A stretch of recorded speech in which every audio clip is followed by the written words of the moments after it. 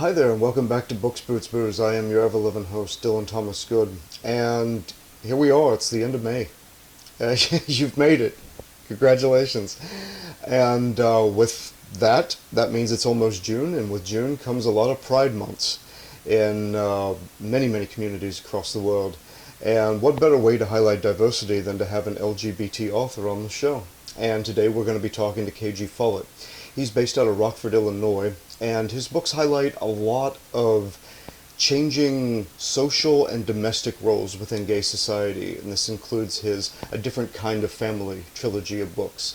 So won't you please join me in welcoming Mr. Follett to the show.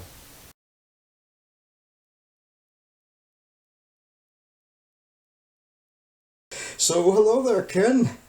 Hi, how are you doing, Oh, Dylan? not too bad. Thank you very much for joining me today on Books, Boots, Booze. Thanks for having me. Absolutely. Probably the best place to start is at the beginning, as they say. What was the moment that you realized you had a literary voice, or what was the deciding factor that made you want to actively pursue writing? Well, all through high school and college, back in the dark ages, I had teachers tell me that whenever I would write a paper or something, that I had a quote unquote conversational style. I never quite understood what they meant by that. And I never really did anything with it after that. I just kind of let it go. I was busy doing other things in my life at the time. And by the early 1990s, my life had gotten kind of dark, shall we say. I was in a really toxic relationship, and I had just changed careers from one that I hated to one that I was just learning. And I was just really feeling down about myself, and I was needing some kind of an escape. And I don't know what triggered me or why I got the idea, but I was working as a CNA in a nursing home. And there was a really cute little redheaded kid there that worked with. His mom ran the kitchen, and he came in and worked with her. And he was like maybe 20 or something like that. I was in my 30s at the time, and late 30s. And but he was cute. He had long red hair, and he had a girlfriend and a kid. And something just struck in me that I wanted to write a story about him. And so I wrote a short story about him, and it kind of, it ended up being kind of about him and this, in a kid who worked in a nursing home in a kitchen, and a nurse, an older nurse that worked there. And it was just a story of how they became friends, and then one thing led to another, and they became more than that. And so it became almost kind of like a coming out and, coming of age and love story type thing. Little straight to gayish thing too. But then when I finished writing the story, it was like, gee, I kind of would like to know how these people got to that point. Well, since I was writing about a 20-year-old kid, I didn't have a whole lot of background to write on him. So I went back with the nurse, and I started exploring the nurse's life up to that point. And so that's when I started expanding the story backwards. And then as I kind of got to the end of that and kind of brought him up to speed, then it was like, okay, well, what happens after? So then I started looking forward and beyond their storyline. And eventually I had a good chunk of the makings of a novel on my hands.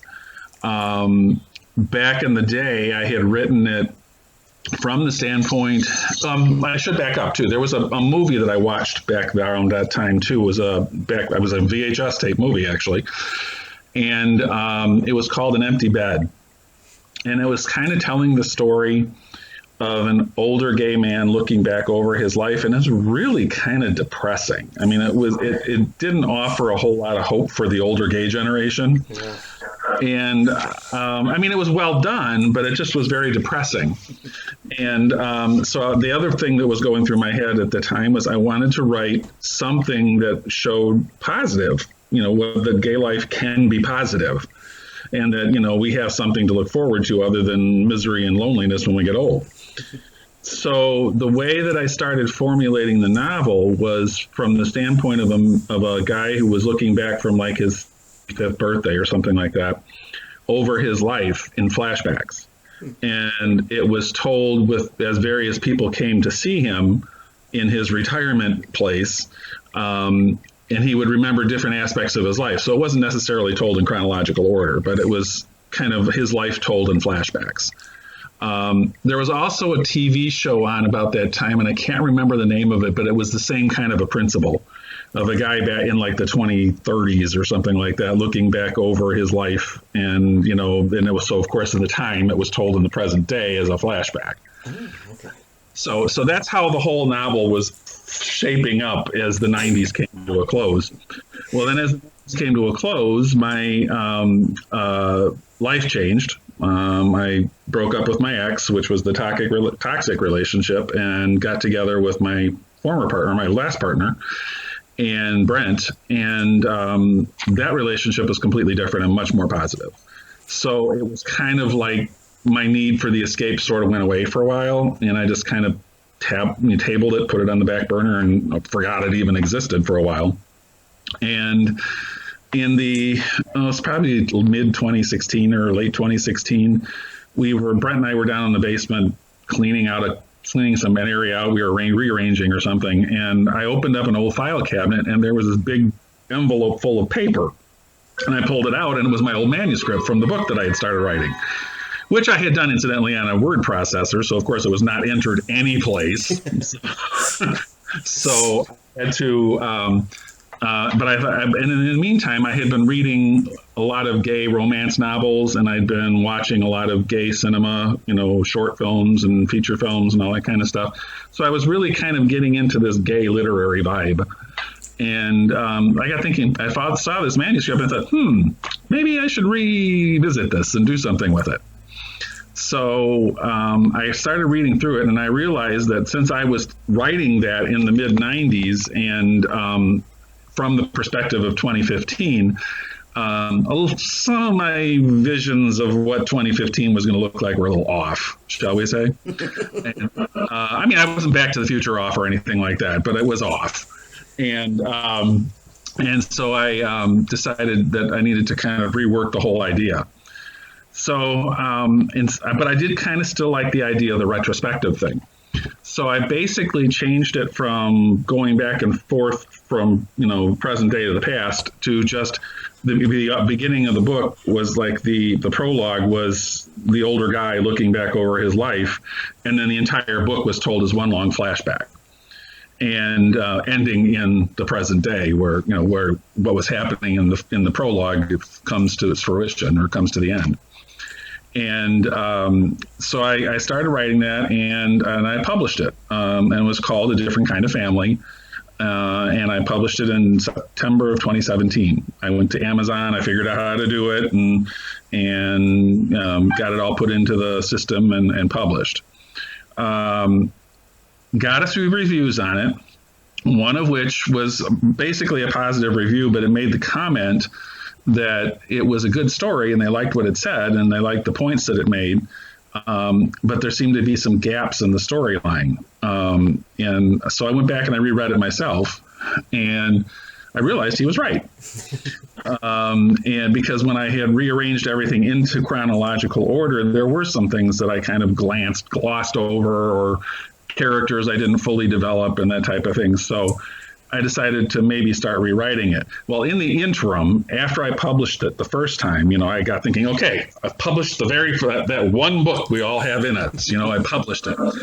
And but then I realized that there were some characters in that story, because mind you, that story encompasses 40 years of a guy's life. So there's a lot of people that came and went out of that storyline during the course of those 40 years. And so there were some characters that I had introduced, sometimes as just like plot points. But then I got curious about their stories. And one of the first groups or set of characters that I got curious about was a young couple of teenagers. In the course of the storyline, the main character in A Different Kind of Family was Brad.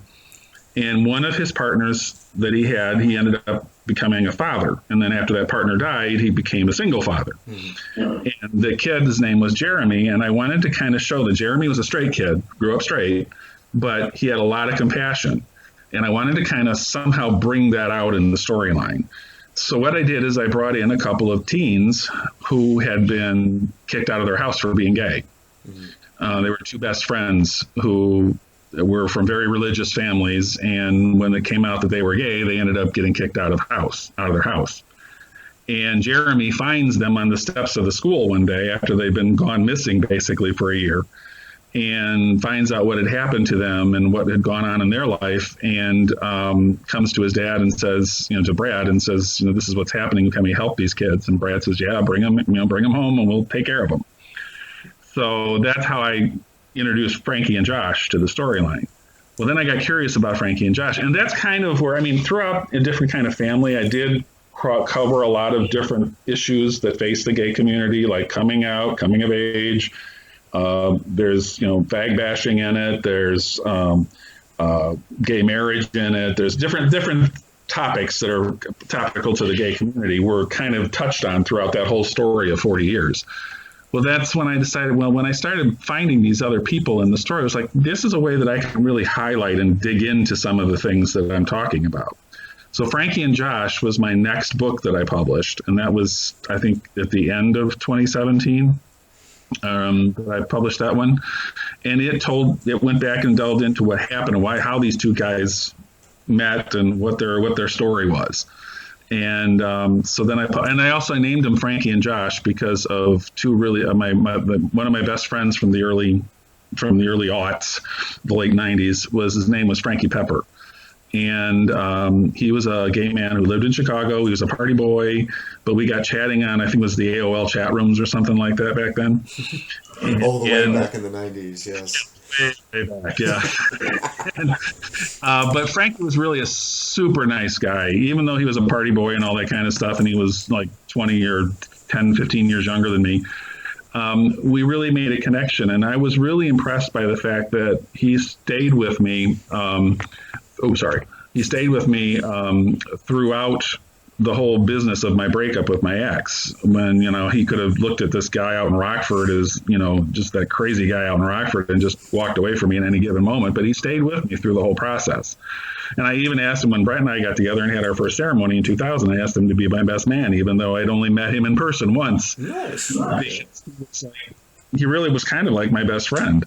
And so I knew him for a long time. And then after we got together, Brett and I got married, then he met his partner, Josh, who was, it's a long story, but he was a United Airlines stewardess. They ended up both working for United. Of course, 9/11 happened. They both lost their jobs. And one of the things that Frankie had told me the night before our ceremony was he had just found out he was HIV positive. And I think he expected us to reject him for that back in those days. But we told him, God, I'm really sorry to hear that, but we don't think any differently of you. You're still Frankie, you're still our best friend. And I think that really took him aback. And so it find out that Josh was also positive when they met. And I don't want to get into the whole complicated story, but anyway, Frankie ended up dying of HIV in 2007 and Josh died in 2012. So I wanted to use those names to kind of memorialize the two of them. And so that's how Frankie and Josh got their names. And so that whole book is basically dedicated to them. Well, it certainly seems like you have used so much from your own background to springboard. And I found that a lot of gay writers have that sort of arsenal, that creative arsenal, in order to draw from characters, draw from experiences, and really make a much more realistically based project as a result. Of course, like you mentioned, your books cover so many different things that have to do with family and what the construct of family is, whether it's triads or bisexuality or gay marriage and rights, raising children, all that type of thing. What part of your own family ideal do you think that's had the biggest impression on your writing? Well, I didn't. My biological family wasn't the best. I did not have. It was not an abusive childhood by any means, but it was just not a happy childhood. Okay, my siblings were both much older than me, and my brother was 8 years. My sister was almost 17 years older than me, and so we had nothing in common really. And my parents didn't get along all that well. So basically a lot of what I remember growing up was people yelling and screaming at each other. And I often tell Brent, I said, I was 42 years old when I met you, and you're the first person I ever really understood what it meant when I said I love you. Wow. So I guess the fact that because of that, and because when I came out and I had my first relationship and all that, my family for the most part seemed to reject me. And I didn't have anything to do with them for a long time. As a matter of fact, I haven't spoken to my brother since 1990. I learned over the years to kind of cobble together what I call a family. And Brent and I did a lot of this in the 20 years that we were together, is that we spent a lot of time bringing people into the home and trying to make a place for them. As a matter of fact, there's a sign hanging on our front wall right in our front hallway right now that I'm very proud of. I got it at the Wisconsin State Fair a couple of years ago that says the Island of Misfit Toys, because that's pretty much what our house is. I mean, it's an open door for anybody who needs a place to go, and, we've had some bad experiences doing that, but we've had some really, really good experiences doing it too. So, and as a matter of fact, the couple that lives with me now, Charlie and Lane, they're a couple that I met. I met Lane first, and then he started dating Charlie, and I met Charlie, and they're sort of an intergenerational couple, about 20 years apart in age, but they both moved in here, and they've sort of become my adopted sons. And I am so thankful I had them here when Brent was going through what he went through and when he died and everything, because they've been a huge support. So that's kind of where my viewpoint of family is family doesn't necessarily equate to blood. Family is the people who care about you and that you care about, and that the ones that you can count on when you need them the most, and not the ones that are going to be judgmental and say that, you're making us look bad or whatever. That may be blood family, but it's not necessarily what I consider family. Exactly. And the other thing is too, back in the 90s when I started writing, on another issue that, going back to your first question, another issue that really kind of got me started there too was that was back in those days where the conservative side of politics and everything, especially, were using the word family almost like a weapon. Family this and family that, and you'd be family oriented and all this kind of stuff. And it was like, wait a minute, whose family are we talking about here? And so I wanted to portray positive aspects of what a gay family could look like. Exactly. Yeah, I found that there's a lot of subjectivity to that term.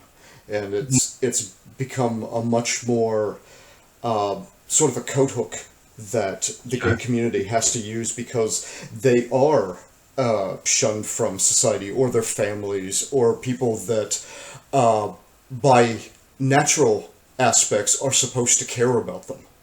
And so I think that's wonderful that you've helped so many other people that have come in and had nowhere to go or have been rejected and have felt that. And so I think that's fantastic that you've made such a positive change in a lot of people, and it's a very admirable thing. And that's actually where the name of the book came from too, A Different Kind of Family. Yeah. I mean, that's where it came from, is that whole concept, that whole idea of, family doesn't necessarily mean what, their very narrow definition of it is. And so actually, I had enough questions you mentioned something about aspects of me in the book. I had a lot of people start to ask me, well, is Brad Kelly you? And I'm like, not really. I mean, there's bits and pieces of my story in Brad Kelly, but it's not really me. For one thing, he's tall and slender, and that's not me. And I'm tall, but not slender. So I wanted to kind of, and people started asking me, well, what about you and Brent? What's your story? So then I decided, okay, well, I wanted to explore polyamory, and one of the things that Brent and I had over the years because of his health condition was we did have an open relationship. So I decided, and the next book that I came up with was an idea called Jacob Makes Three, and that's basically telling the story of how Brent and I got together, basically, in that story, and then it involves an open relationship and how that worked for the characters in that book. So that's how the next book came along. So when I finally finished that book, I had gotten to this point of realizing that I needed to revamp the first book, which I went ahead and did. And that's when I realized I was going to end up having a book that was going to be like 800 pages long if I wasn't careful. So what I decided to do was try to see if there was some way I could split it up. And so I was initially thinking about splitting it in half, but then I realized that there's two really major plot points in Brad Kelly's life. And so I could split the book into a trilogy and end each book prior to one of that, whatever that plot point was. And then the next book could begin with that plot point, that plot twist. And so each book can actually be read independently. You don't have to read the one before it because it's, you can read it as a standalone if you want. But to get the whole overarching story, you would need to read all three books. Wonderful. It's always great to have a standalone. Story arcs are great, but they require so much more of a commitment from the readers as a result. And so if you can have the one, it's like, okay, that's a little bit easier to take, Yeah. Well, the original short story that I wrote, which was the one about the kid in the nursing home kitchen and everything, that's the focus of the second book. The first book tells Brad Kelly's early life. And then the second book is the story of him with Teddy. And then the third book is the rest of Brad's life after Teddy. Nice. All right. And, you've brought up Brent was obviously just such an influence. And what were some of the things that made a really, really big impact on your writing that Brent gave you during his time here? Well, he was very supportive. When I said I wanted to do it, he did not discourage me in one iota. That's one of the things I have to say he did for me throughout our time together, because I came to him in a very, very bad spot in my life where I really had a very low self-esteem and everything, and he did everything in his power to help build me up. It's funny, our relationship was one where he was the sickly one because he got sick not long after we were together with his fibromyalgia and everything and went on disability. And I spent a lot of time taking care of him because of that. And so a lot of people looked at me as being the strong one in the relationship. But as I told some people that I worked with, I said, I don't think anybody realizes how much he did for me. Mm-hmm. Because I had so many people say, oh, we're so happy you stayed with him and all that kind of stuff. I said, yeah, but why wouldn't I have? Because he did so much for me. He really built my self-esteem up. He built my self-confidence up. And so he did a lot for me. And that was when I found that manuscript, he was all for me trying to see what I could do with it. And so what I would end up doing is I would come up with ideas and I'd bounce them off of him and he'd tell me what he thought. And that's a good idea, or maybe you should do this, or would it sound better if you did that? And give me little critiques. And then what I would do is once I would have something written, and I get a passage of the book or a chapter or something written, I'd read a chapter or two to him. It's just, a passage of the book. And that way he could say, okay, that sounds good. Now you need to develop such and such a little better. Thankful for spouse review. Yes. Yeah. He was, and it's funny. It's writing now has been a challenge for this. I was in the middle of the book that I'm writing now when he got sick the last time. And so I hadn't really gotten about maybe half of it done before he got really bad. And so I kind of threw it aside. And so now I'm back to writing again. And it's just I want to read sections to Brent, but he's not here to read to me. Oh, no. Well, I'm just, it makes me feel great that he really did help you that much with your writing because, my partner brought up a great term one time, and it's about how it's not just that you're in love with someone, you have to be with someone you like as well. And a lot of people have this sort of opposites attract mentality. And so there's a lot of people out there that are together and they love each other, but they don't like each other because they don't share a lot of things together. Right. And so it's great whenever you do have that. Well, Brent and I had that where, we sort of had, it was an us and us together and his. Yeah. There were things that he liked to do that I couldn't stand. He loved bloody, gory movies, and I hate bloody, gory movies. So, but he'd say, "Hey, I'm going to have a bloody, gory movie night." And I said, "Okay, fine. I'll be back on the computer. Let me know if you need anything." And but that's how we did things. He was, I did all the bear stuff, the bear runs and the bear events and all that kind of stuff, and that just really wasn't his thing. He went with me to a couple of them, but it wasn't his thing. Yeah. And but we figured out how that worked, and but then we would do a lot of stuff together. So yeah, I think that's one of the important things of a successful relationship is it's not 24/7 always doing everything together. You really kind of need to have that opportunity to do your own thing a little bit so that you've got something to talk about, if nothing else. Exactly. And me time is incredibly important. If nothing else, I think that time apart to work on those things, that way you don't breed contempt, or if I'm always with you and, you're not doing stuff with me, and, it sort of drives a wedge. And so if you have that me time and you're able to develop things independently, you have more to share, like you said, something to talk about, and you're not stepping on each other's toes constantly. Sure. Yeah, definitely. So speaking of which, what is the latest project that you've been working on? Well, the book that I'm working on right now is called For Old Time's Sake. And it's funny how I get these little things that pop into my head, and where these inspirations come from, I don't know. The last book I wrote, which was Unforbidden Love, that was inspired when I got catfished by somebody when I was at Drenched Fur in Erie, Pennsylvania last year. I got catfished by somebody professing to be Prince Faza from the United Arab Emirates. Oh, nice. And yeah, so that played out for a while, and then finally knocked that off. But it planted the spark in my head that, what would happen if one of these catfishers was actually the real thing? And so that's how that whole book got inspired. And the book before that, Hello Again, was inspired by another movie that I saw, which was called Back Soon. And it was a story of a straight couple. The husband went in to take a shower, and the wife said, I'm going to go grab some ice cream. And she left him a note, back soon. And while she's gone, she gets in a car accident. And when she's killed, she's in this purgatory place, or this, in-between place. And there's another guy who shows up there who is a gangbanger. It all takes place out in L.A., I guess. And he was shot in a gang war, but it wasn't his time yet. So they have this little meeting thing, and she leaves him some sort of essence or aura, and he goes back to live again.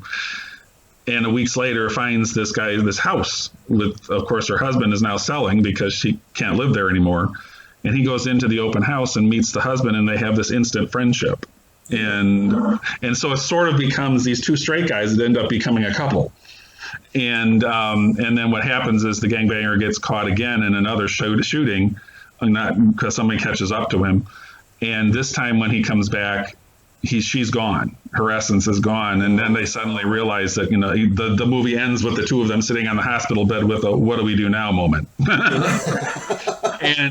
And I thought, that's kind of a neat idea about a little, influence on a relationship from the great beyond, Yes. And so that's what inspired Hello Again, which is the story of an older guy who loses his wife 20 years before, and stumbles across a young male barista in a coffee shop that reminds him of his wife.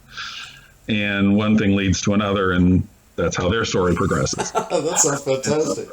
That's great. And so that was that one. And then the first book that I wrote that was out of the original series of books was my first sci-fi effort called Ganymede, and about a sci-fi early time travel experiment that goes horribly wrong, basically. And I refer to it lovingly as Star Trek meets Doctor Who meets iRobot. And it's an android who gets sent back from the 24th century. He's supposed to go back 3 hours, and he ends up going back 300 years. Whoops. And yeah, so there, and then it's what he ends up doing in 1995, and how his life, what happens to him then. So those are my three books that were the new independent stories. And the one that I'm writing now, as I started, was kind of off on a long tangent, but the one I'm writing now was inspired by a song that I heard on my way down to hibernation in St. Louis last fall. I think it's still on the radio. It's called Rumors, and it's kind of a throwback to the old Bonnie Raitt song, Let's Give Them Something to Talk About. Oh, okay. And it's about, two people that have been friends for years, and suddenly there's something more developing type thing. And so this is about two guys that were best straight friends in high school. And and they, they graduate, go through college, and kind of end up their lives go in different directions, and they sort of lose track of one another. Secretly throughout college, or at high school rather, they had a crush on each other, but both of them thought the other one was straight. And so nothing ever came of it, and because they were both afraid to do anything. And so fast forward 20 years to their class reunion, they've both gone through a breakup, one with a wife and the other with a boyfriend. And they get reunited at a class reunion with the girls they used to date in high school. And it comes out that the one is gay and the other one's bisexual. And the bisexual one, which is the one that's been away for all these years, and finds out that the other one's gay and panics and runs. So anyway, they eventually get together. But I'm also going back to my original story concept on this, because now I can do it from the right timeline. Is I'm telling this story from the well, it was originally 2020, but I've had to back it up a year now because it obviously wouldn't make any sense now. But it's being told from the prospect of something that's going on in the spring of 2019.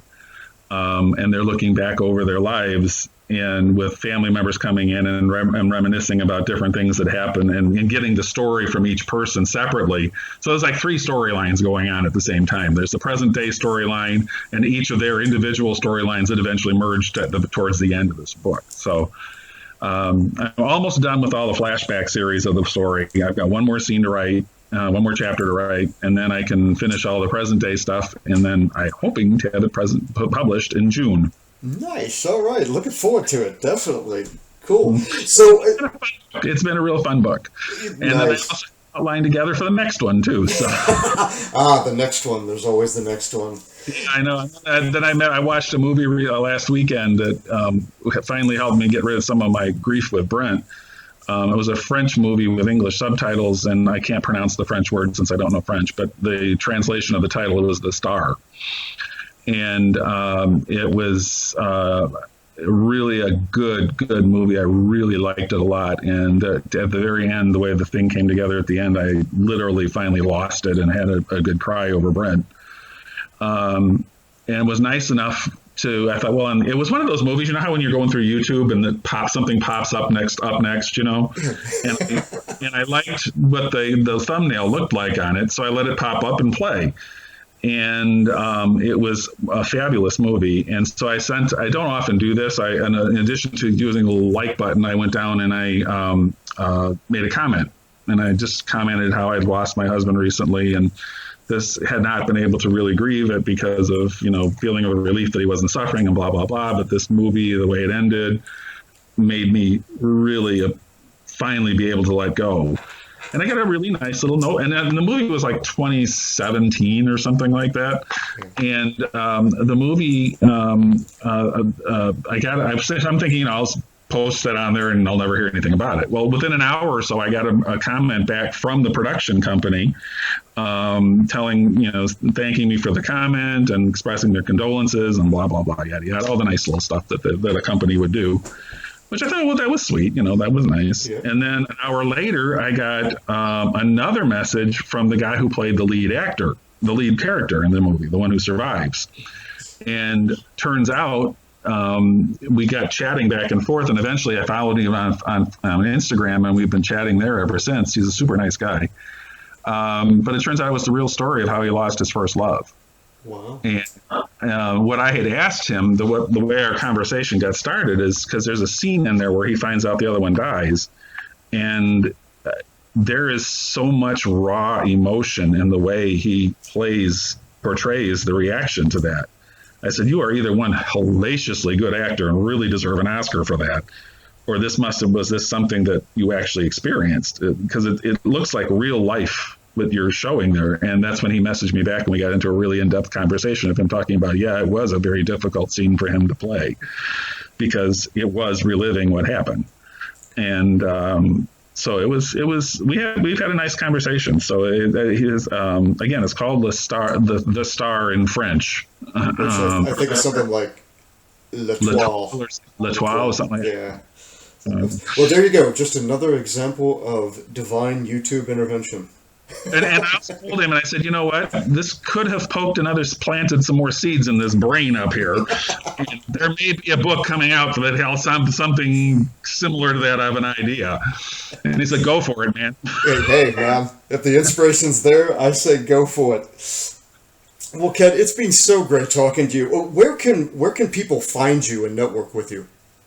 I am either on the Bears Den books, as you can see on my, if you're doing the video, there it is. Oops, stand up a bit. Okay, there you go. There you go. There. All right. It's either on thebearsdenbooks.com, and also the Bears Den Books on Facebook, and I believe Instagram too. Hey, you're everywhere these days. Yeah, so, well, Facebook and Instagram. I'm getting close to 2,000 followers on Instagram. I think I've got around 1,000 on Facebook. It's way more than I got. It's weird that I started posting. I mean, I didn't know anything about Instagram or how it worked or anything. And so I started just putting some posts in there, and people started following me. And then the more posts I put, the more followers I got. And, okay, fine, Just sure what I'm doing with it, but okay, good. I'll go with it. Go with whatever works, And the other name that they can look for is Ken Follett. The reason it's K G Follett is because there's another author named Ken Follett. Yes. Welsh author by the name of Ken Follett, who did Eye of the Needle many years ago. Yes. I've got a ton of books since then. As a matter of fact, if you search me, all my books are on Amazon and Kindle. Oh, okay. And if you search for K G Follett, and it's K space G space Follett, Follett, and if you search for that, you'll get a bunch of books up, and a lot of Ken Follett's books will be in there as well. Over to the left side of the screen, there's some filters there, and if you check gay or LGBT, I can't remember which one it is, then all of his will go away, and it'll be just mine. There you go, folks. That's how you do it. All right, well, Ken, thank you so much. Best of luck to you, and thank you so much for joining me today on BX3. It's been a lot of fun. Thank you for having me. I appreciate it. I love it. As you can tell, I love talking about my books. And we love hearing about them. Great, and I can't wait to post this so some of your readers can get on here and really get a candid snapshot of you, because I don't know how many times you've actually done this before, but this is my first time. You're my first podcast. There you go. Like I said, it'll be great for your readers to actually kind of see you and get a little bit more into your world and your creative space, and that's what we're trying to do here. I appreciate it. Thank you so much. Me too. You take care of yourself. Thanks much. Thanks. Mm-hmm.